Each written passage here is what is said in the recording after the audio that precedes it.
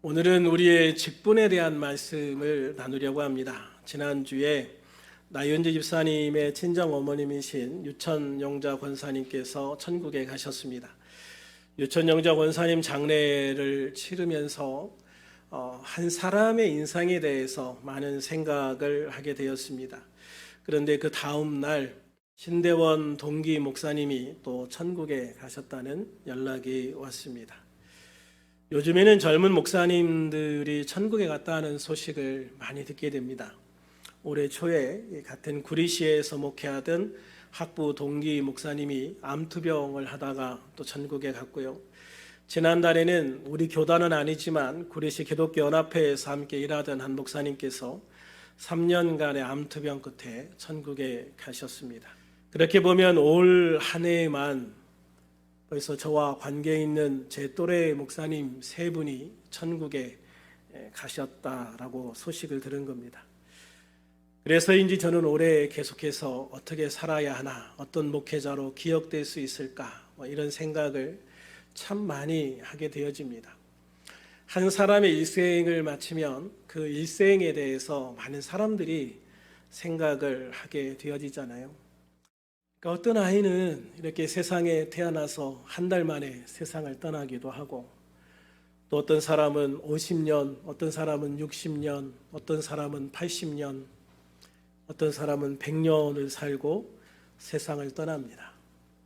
그런데 사실 우리가 몇 살에 세상을 떠났느냐 하는 것보다 더 중요한 게 있죠. 어떻게 살았느냐 하는 것입니다. 이 사람이 어떤 사람이었고 어떤 일을 했고 또 그 일에 대해서 어떻게 평가를 받는가. 가만히 사람들의 평가가 그 사람의 살아온 시간보다 훨씬 중요하다고 생각을 하는 거예요. 그래서 저도 이런저런 생각을 하면서 그러면 나는 어떻게 살아야 하나? 어떤 목회자로 기억될 수 있을까? 이런 생각들을 많이 하게 되는 것 같아요. 그때 딱 떠오른 말씀이 오늘 본문 4절 말씀입니다.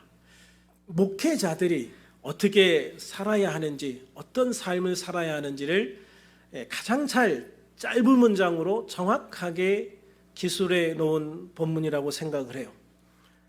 기도하는 일과 말씀 사역에 힘쓰다. 기도하는 일과 말씀 사역에 힘쓰리라. 결국 목사는 이것으로 평가를 받는 것이죠. 목회 잘한다는 말은요, 교회를 크게 성장시킨다는 말과 동의어는 아닌 것 같습니다. 목사가 되어서 기도하는 일과 말씀 사역에 얼마나 진정성 있게 전념했는가 하는 것이 평가의 기준이라고 생각을 해요. 그래서 저는 목회를 하면서 이 일만큼은 주님께 인정받는 목사가 되어야 하겠다는 그런 마음가짐을 가지고, 그런 결심을 가지고 지금 이렇게 살고 있습니다. 지난주에 유튜브 영상이 하나 저에게 카톡으로 왔어요. 요즘에 이제 이런 영상 같은 거를 보내주시는 분들이 많아서 어떤 건 보고 또 어떤 건 안 보기도 하고 하는데 좀 호기심이 생겨서 이 영상을 한번 봤어요. 이 영상은 전에 교도소 소장을 하셨던 김효신 장로님의 영상이었습니다. 이 영상은 대구의 서목사라는 분의 죽음에 대한 영상이었는데요.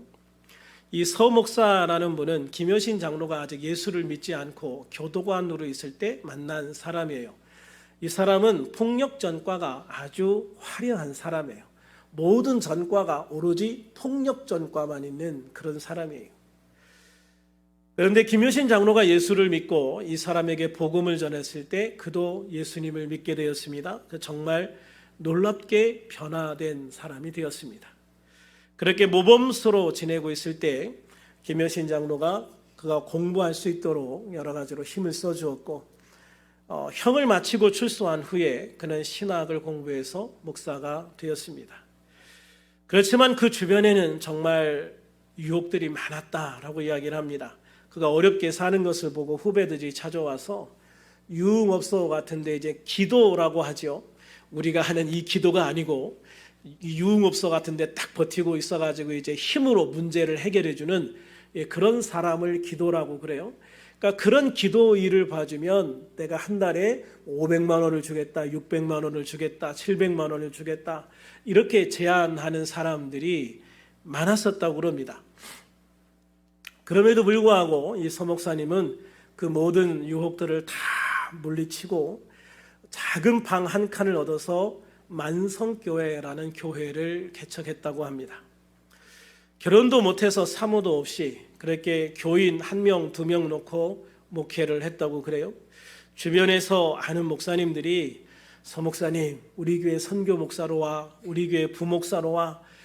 안타까우니까 그랬겠죠. 너무 힘들게 정말 어떨 때는 밥 먹을 돈이 없어서 금식을 하고 어떨 때는 하루에 한 끼 먹고 그냥 그렇게 기도하면서 버티는 날이 더 많았고 그렇게 어렵게 사는 걸 보면서 아는 목사님들이 그냥 선교 목사로 부목사로 오라고 초청하기도 했지만 이 목사님은 다 거절하면서 나는 이 만성교회 강단에서 죽을 거다라고 그렇게 이야기하면서 정말 열심히 기도하는 그런 목회를 했다고 합니다.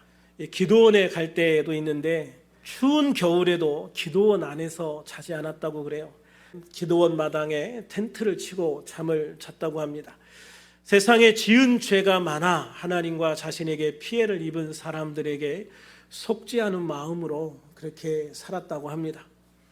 그러다가 이 목사님은 자신이 개척한 만성교회에서 혼자 밤에 기도하다가 심정지가 와서 기도하는 모습 그대로 강대상에 기대어서 숨을 거두었다. 그대로 천국에 갔다라고 이야기를 합니다. 세상의 말썽꾸러기였던 그 사람이 예수 믿고 은혜 받아 목사가 되어서 그 작은 교회, 어려운 교회 개척하고 전도하고 기도하다가 천국에 간 것이죠. 주님께서는 이 서 목사님을 어떻게 영접하셨을까 하는 생각을 해봤어요. 우리나라의 유명한 한 목사님이 천국과 지옥에 갔다 오셔서 우리나라 큰 교회 목사님들이 천국에 없더라 이런 말에서 큰 파장을 일으킨 적이 있어요. 그렇지만 이 서 목사님 같은 분이야말로 우리 주님께서 정말 기쁨으로 맞아들이시고 큰 상급으로 채워주시지 않았을까. 그래서 저도 주님께 이렇게 인정받고 칭찬받는 목사가 되려고 온 힘을 다해 달려가려고 노력합니다. 우리 성도님들께서도 제가 한눈 팔지 않고 오직 기도와 말씀에 전력하는 목사가 될 수 있도록 기도해 주시고 협력해 주시기를 부탁을 드립니다. 그러면 집사 직분은 어떤 직분인가? 성경에서는 집사라고 하면 안수 집사를 말하는 거지만 제가 말하고자 하는 이 직분에 대한 이야기는 서리 집사나 안수 집사 그리고 권사 모두를 말하는 것으로 생각해 주었으면 좋겠어요. 또 집사 직분을 맡고 있지 않더라도 성도로서 교회 예배에 함께하는 우리 모두를 포함해서 말씀을 드리려고 합니다. 교회에서뿐만 아니라 세상에서도요, 사람들은 어떤 직을 감당하는 삶을 살아야 하죠. 그래야 인정받는 한 사회의 구성원이 될 수가 있습니다. 사업을 하는 사람은 기업을 책임지는 직분을 감당해야 하고요. 회사의 직원들은 그 회사에서 그에 합당한 각종 직위를 받아서 그에 합당한 일을 감당해야 합니다. 학생은 학생으로서 자신의 위치를 생각하고 자기가 해야 할 일을 열심히 해야 하는 것이죠. 전업주부는 전업주부로서 가정을 위해 열심히 자신의 일을 감당해야 합니다.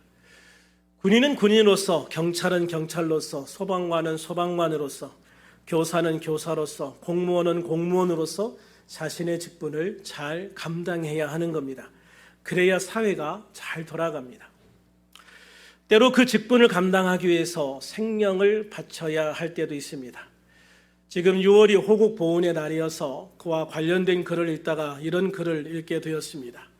사람들은 6.25 전쟁 때 북한의 전격적인 침공으로 인해서 3일 만에 서울을 빼앗겼다라고 생각하고 또 말하기도 합니다. 그러나 이 글을 쓰신 분은 그런 견해에 동조하지 않습니다. 이분이 전쟁 사학자로서 6.25 전쟁을 굉장히 오랫동안 연구하고 있는 그런 분인데요. 이분의 입장에서는 많은 군인들의 희생을 통해 서울을 3일 동안이나 지켰다라고 보고 있습니다. 6.25 전쟁 당시를 보면 북한군은 탱크를 앞세워 진격했습니다. 객관적인 전력으로 보면 하루나 하루 반이면 서울이 함락될 수밖에 없는 상황이었다라고 이야기를 합니다. 우리들이 일반적으로 알기에는 그런 탱크 앞에 우리 군은 속절없이 패하고 도망치기 바빴다라고 알고 있었습니다. 그러나 실제로는 그렇지 않았던 부분들도 많았다는 거죠. 물론 후퇴할 수밖에 없는 부대들이 있었습니다. 그러나 그렇게 후퇴하는 부대를 위해서 중간중간에 시간을 벌어줘야 하는 부대들이 있었습니다.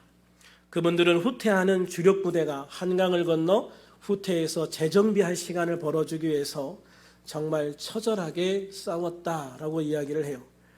진격하는 탱크를 5분 동안 지연시키기 위해서 수십 명의 군인들이 죽어갔습니다. 그렇게 어디서는 3분, 어디서는 10분을 지연시키기 위해서 수십 명씩, 때로는 100여 명씩 죽어나갔습니다. 이민군 탱크들이 지나간 후에 그 지역의 사람들이 나와 봤을 때 참호마다 죽어있는 군인들로 가득했다라고 증언하고 있습니다. 그렇게 이들의 숭고한 희생으로 3일을 벌어서 한국의 주력 부대가 한강을 건널 수 있었다라고 말하는 거죠. 우리들은 지금까지 이들의 희생에 무관심했습니다. 그랬던 이유가 이들의 용맹함을 증언해 줄 사람들이 없었기 때문이라고 그래요. 모두가 전사했기 때문에 이들이 어떤 일을 했는지, 그들이 누구였는지 아무도 말해줄 수가 없었던 겁니다.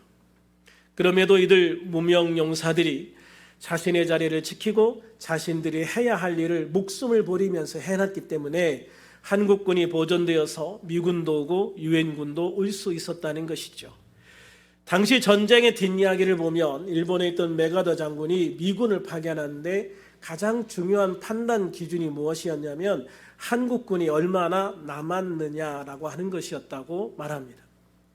이미 한국군이 한강 이북에서 괴멸되어 버렸다면 미군을 보내지 않을 수도 있었다라고 당시에 메가더 장군의 참모였던 사람이 이야기하기도 합니다. 유엔에서 유엔군을 파견할 때도 한국군이 얼마나 남았으며 그들이 정말 싸울 의지가 있는지가 중요한 판단 기준이었다고 합니다. 그러므로 지금 이름도 모르는 그 무명 용사들의 처절한 사투, 그들의 희생이 대한민국을 살렸다라고 볼 수가 있는 거죠.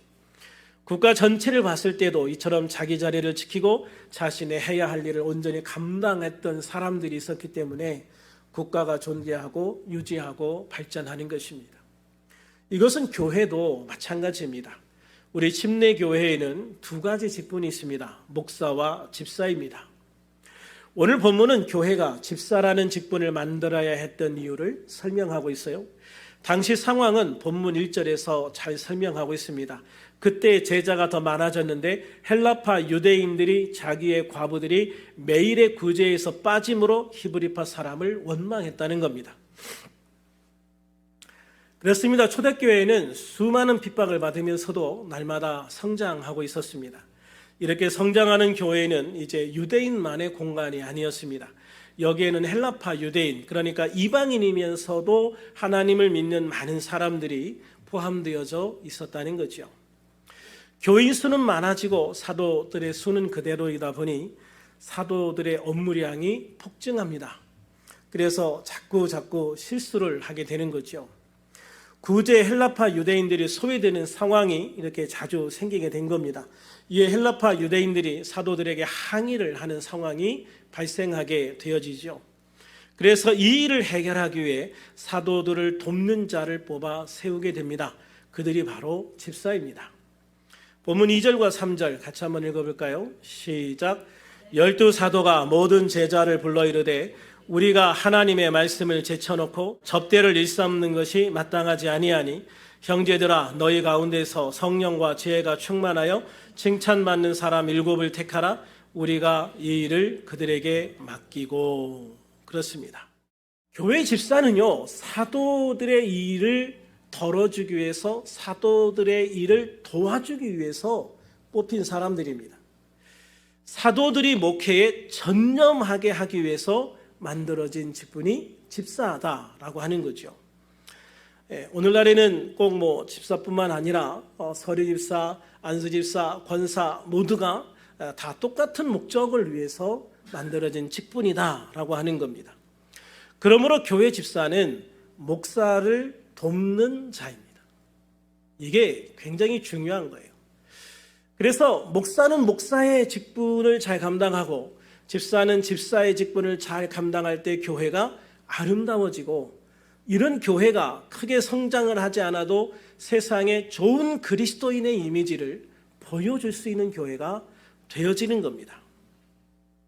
어떤 사람들은 굉장히 큰 착각을 하는 경우가 있어요. 내가 이제 집사가 되었으니 하나님의 일을 하리라. 그래서 목사와 상관없이 때로는 목사의 반대편에 서서 자기가 뭔가를 열심히 하려고 하는 사람들이 있어요. 그런데 이런 사람들은요, 정말 큰 착각을 하는 겁니다. 집사는 목사를 돕는 사람입니다. 할렐루야. 이거를 여러분 꼭 기억하셔야 돼요. 그래야 진짜 축복받는 직분자가 되는 거예요. 집사가 하나님의 일을 하는 것은 목사를 돕는 게 하나님의 일입니다. 그가 해야 할 일은 목사를 돕는 거지, 내가 뭔가를 해서 내가 하나님께 영광을 돌리리라, 이거는 집사가 해야 할 일이 아니라는 것이죠. 그래서 집사가 목사의 일을 덜어주고 목사가 기도하고 말씀 전하는데 전념할 수 있도록 도와줄 수 있는 사람이 되어야 되는 거예요. 이게 굉장히 중요한 거예요. 저도 우리 안수 집사님들에게 참 감사하는 게, 요즘에 밖에 타일 같은 것도 이렇게 깨지고 부서지니까 우리 안수 집사님 두 분이 오셔서 열심히 그 더운데도 그 수리하시고, 또 옆에 제가 파이프가 깨져가지고 물이 샙니다 그랬더니 또 두 분이 열심히 또 땅 파시고, 사다가 또 호스 연결하시고 이렇게 작업하시고, 또 우리가 지방에 할 때 본당 들어오는 통로가 너무 지저분해서 라고 했더니 또 우리 안두 집사님 두 분이 오셔가지고 또 열심히 다 또 긁어내시고 페인트 칠하시고 하는 모습을 보면서 정말 감사한 마음이 많이 들었어요. 이게 집사의 직분입니다. 그러니까 집사의 직분, 권사의 직분은 목사를 도와서 목사가 다른 일에 신경 쓰지 않고 오직 기도하고 말씀 준비할 수 있도록 도와주는 일에 힘쓰는 거예요. 그럴 때 교회가 아름답게 내실 있게 튼튼하게 성장하고 바로 세워질 수 있는 것을 믿으시기를 바랍니다. 그래서 우리는 내가 하나님 앞에 받은 직분에 충성하는 그런 충실한 하나님의 사람이 되어야 한다는 것이죠. 이게 집사의 기본이에요. 이것을 충실하게 한 후에 스데반 집사나 빌립 집사처럼 목회자를 도와서 전도도 하고 봉사도 하는 것입니다. 바라기는 우리 교회 모든 성도님들이 목회자의 협력자가 되어서 교회 일을 하며 하나님께 영광 돌리는 직분자, 하나님께 영광 돌리는 성도가 되시기를 주님의 이름으로 축원합니다. 그러므로 목회자는 집사들의 도움을 받아서 목회 일에 전념할 수가 있어야 되는 거죠. 그래서 목회자로서 하나님께 영광 돌릴 수 있는 사역자가 되어야 하는 것입니다. 본문 4절 같이 읽겠습니다. 시작. 우리는 오로지 기도하는 일과 말씀 사역에 힘쓰리라 하니. 아멘. 그래요. 목회자는 오로지 기도하고 말씀 사역에 힘써야 됩니다. 이게 목사의 일이고 또 이것을 할 수 있도록 돕는 게 집사의 일입니다. 목회자들은 기도로 교회를 지키고 말씀으로 성도를 먹이는 일을 하는 거죠. 일제 강점기에 많은 목사님들이 신사참배를 거부하고 순교를 당한 이유이기도 합니다. 일제 강점기에 많은 목사님들은요, 하나님 앞에 기도하면서 하나님의 사명을 감당하기를 원했습니다. 그래서 그들은 기도했고 말씀을 증거했습니다. 말씀을 증거할 때 세상과 타협하는 말을 하지 아니하고 하나님의 말씀대로 우상을 거부하고 하나님의 믿음을 지키라, 하나님께 영광 돌리는 삶을 지키라고 강변하며 설교했습니다. 그게 목회자의 몫이라는 거죠. 목회자들은 성도가 세상으로부터 자신의 믿음을 지킬 수 있도록 기도하며 말씀으로 증거해주는, 말씀으로 보호해주는 역할을 하는 것이 목회자라고 하는 거죠. 이분들은 그렇게 일제시대의 성도와 교회를 지키기 위해서 하나님 앞에 전심으로 기도했고 응답을 받아서 고난과 핍박을 받는 길을 선택을 한 거예요. 순교자의 길을 선택한 것이죠. 그리고 성도들에게도 불의에 굴하지 않고 믿음을 지킬 것을 말씀으로 선포한 거예요. 그렇게 끝까지 신사참배를 거부한 침례교회는 일제의 표적이 되어서 수많은 목회자들이 감옥에 가고 순교를 당합니다. 그런 침례교회에 대해서 일제는 1944년 5월 10일에 함흥재판소에서 침례교 교단 폐쇄령을 내립니다. 그로 인해서 전국의 침례교회가 강제로 폐쇄되었고 교회의 재산은 몰수되었습니다.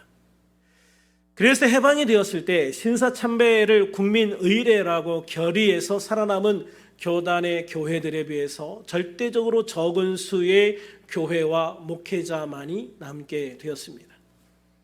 타협한 교단은 결국 큰 교단으로 성장했고 타협을 거부하고 믿음을 지킨 몇몇 교단들은 해방 후에 작은 교단으로 전락할 수밖에 없었습니다.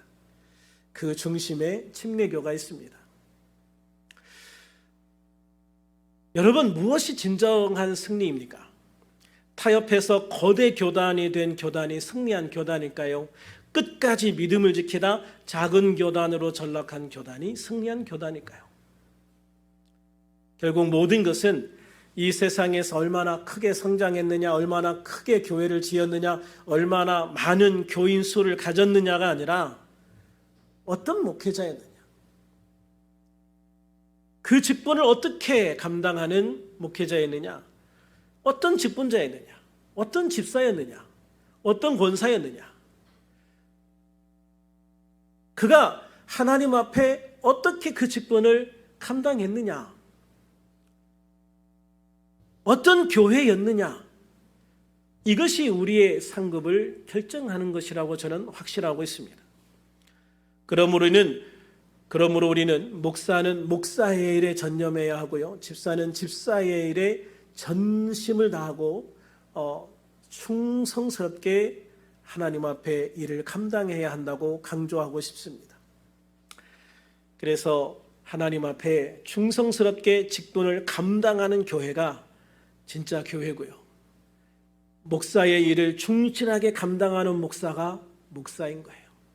그리고 주님 안에서 자신의 직분을 충실하게 감당하는 집사가 집사인 겁니다. 우리가 흔히 얘기할 때 집사가 잡사가 된다는 이야기 많이 하는데 그렇게 되면 안 됩니다. 할렐루야. 우리가 하나님 안에서 어떻게 하면 이 교회가 더 아름답게 하나님 앞에 보여질 수 있는가?